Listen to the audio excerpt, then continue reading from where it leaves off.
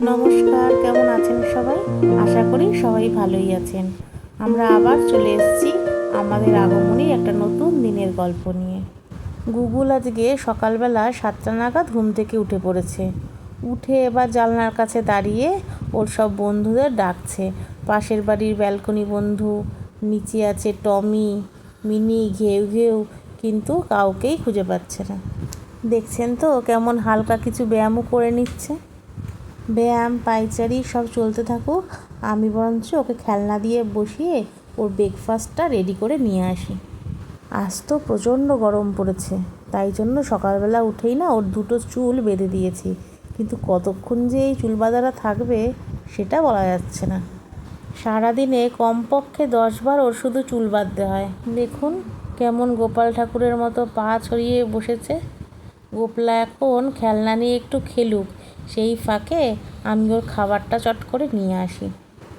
শ্রীকৃষ্ণ গোবিন্দ হরে মুরারি, হে Nath Narayan Vasudeva. Google যে আমার জীবনে আসবে সেই খবরটা আমি প্রথম জানতে পারি কালী পুজোর ঠিক পরের দিন। আর সেই বছর ধনতেরাসে প্রসেনজিৎ আমাকে কিছু কেনাকাটার জন্য বলেছিল, কিন্তু আমি তা কিনতে যাইনি। শুধু মনে মনে ভগবানকে বলেছিলাম যে তার যদি ইচ্ছা থাকে তাহলে তিনি যেন আমাকে আমার জীবনের শ্রেষ্ঠ উপহারটি দেন। ঠিক তাই হয়েছে। ভগবান যেন ওকে সবসময় সুস্থ রাখেন, নিরাপদে রাখেন, এই প্রার্থনাই করি। আপনাদের সাথে গল্প করতে করতে গুগলের সকালে ব্রেকফাস্টটাও তৈরি হয়ে গেল। সকালে গুগল খাবে রুটি, দুধ আর কলা। রুটিটা করে কিছুক্ষণ গরম জলে ভিজিয়ে রাখতে হয়, তারপর সেটাকে কলার সাথে আর দুধ দিয়ে চটকে খাওয়াই। যাই ওকে খাইয়ে দিই আগে। আবার গুগল স্নান করে চলে এসেছে। হাট্টিমা টিম টিম, তারা মাঠে পারে ডিম, তাদের খাড়া দুটো শিং, তারা হাট্টিমা টিম টিম। গুগলের বাবার একটা ইম্পর্টেন্ট কল চলছিল তো, তাই জন্য স্নান করে আর এই ঘর ওই ঘর দৌড়াতে দিইনি। তাই খাটের ওপরে শুয়েই গামছা পরে একটুখানি গান বাজনা করে নিল। এবার মেয়েটাকে দুপুরের খাবারটা খাইয়ে দিই। আজকে ওর জন্য করা হয়েছে আলু আর পেঁপে দিয়ে চিকেনের পাতলা ঝোল। চিকেন তো গুগলের খুবই পছন্দের।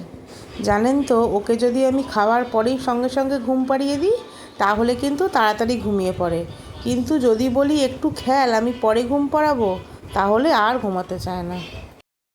এই রে কাণ্ডটা দেখছেন, যেই ওর বাবা ঘর থেকে একটু বেরিয়েছে সঙ্গে সঙ্গে চলে এসেছে ওর বাবার কল অ্যাটেন্ড করতে।